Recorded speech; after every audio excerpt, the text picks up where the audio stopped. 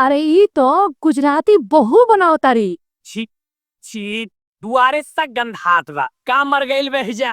तो देखा गुजराती बहरिया तहार दिहल साड़ी मजलू लेस चाहे ना लेस सड़िया हमरा के देता। ई बात मौजली से मत बताई हो, बड़को के हाल तो बड़को जानस। हाँ, तू हमरा खातिर इतना प्यार से साड़ी लेके आयल बड़ू,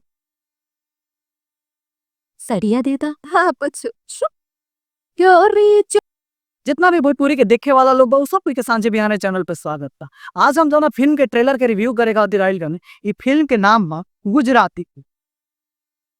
गुजराती बहू फिल्म में एक्ट्रेस बाड़ी भोजपुरी युवा दिलों के धड़कन के रानी यानी कि काजल रघवा। ई फिल्म लव स्टोरी मद्देनजर रखते हुए राइटर के कलम चलन और उ कलम एगो गंभीर मुद्दा के उजागर करता जौन आज के दौर में और आज के समय में हमने के देश में बढ़ चढ़ के खाग लेता। उ मुद्दा बा क्षेत्रीय समाचार। मराठी है, हम भोजपुरी बोलीला, हम गुजराती हैं, तो हम साउथ इंडियन हैं, हम बंगालन। तमाम तरह जटिल मुद्दा समाज के ताना बाना खत्म करे पर उतारू और ये हर चीज के धोवता है हमने के देश के गुजराती लड़की के किरदार में बड़ी काजल रखवानी और जो लड़का के प्यार हो जाता वो बिहार के। ये फिल्म में देखावल गइल बा कि वो घर के 3 गो भाई बाड़न, 2 गो बड़ भाई बाड़न जेकर शादी हो जा और घर परिवार चलावत आनन। छोटका भाई गुजरात जाता कमाए और ओहिजे ओकरा प्यार हो जा और जब ओहिजा से गो लड़की से शादी करके आवता अपना घरे तो का स्थिति उत्पन्न होता, समाज कैसे एकरा एगो अपवाद और एगो द्वेष के नजर से देखता। यह फिल्म में दर्शावल और दिखावल ये दिखावल गुल बा कि आगे आवे वाला लोग कैसे काजल रघवानी से दूरी बनावता, कटाक्ष करता और काजल रघवानी उस सब कोई के अपनावे के कोशिश करता है, सब कोई के दिल में उतरे के कोशिश करता है। लेकिन जवन दिल के दरवाजा पर ताला लाग चुकल वो दिल में प्रवेश कई काफी मुश्किल होखेला और जहां दरवाजा पे ताला लागेगा वो दरवाजा जाए के भी। लेकिन जब बात परिवार का होखेला तो समझा बुझा के अपने आप के झुका के परिवार के आगे बढ़ावे के चाहिए समय तक। लेकिन ये फिल्म में दिखावल गइल कि काजल रघवानी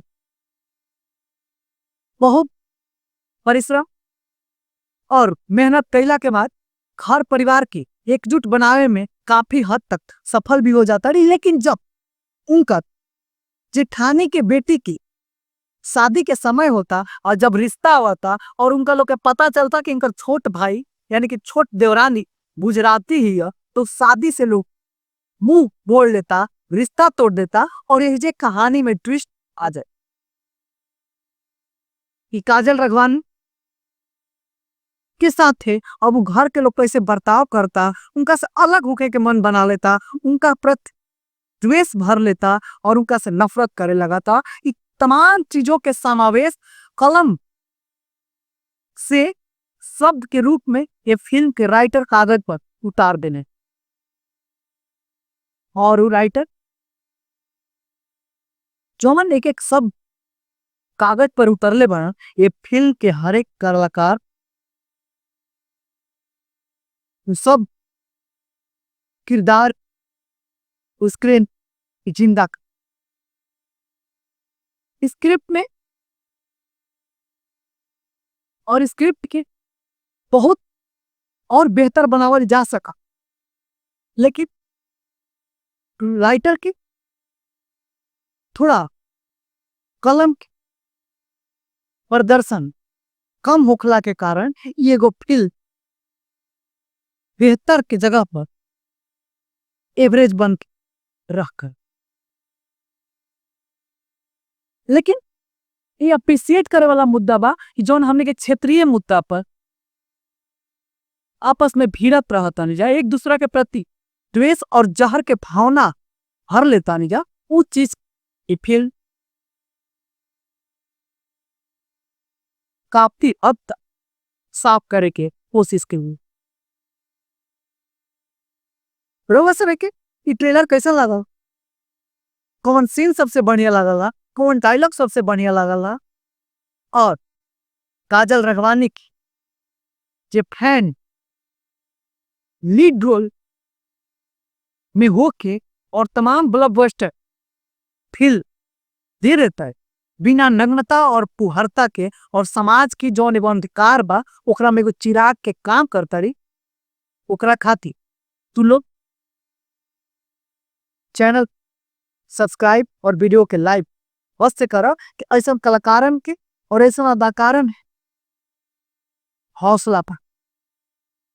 तो आज के वीडियो में इतना ही। ऐसा ही भोजपुरी फिल्म ट्रेलर और गाना के रिव्यू देखे खातिर सांझे बिहाने चैनल के सब्सक्राइब कर लीजा। अगर ये वीडियो यूट्यूब पर देखा जा तो आज के वीडियो में इतना ही। अगला वीडियो में फिर मुलाकात हुई, तब तक खातिर हमरा के विदा दी जा।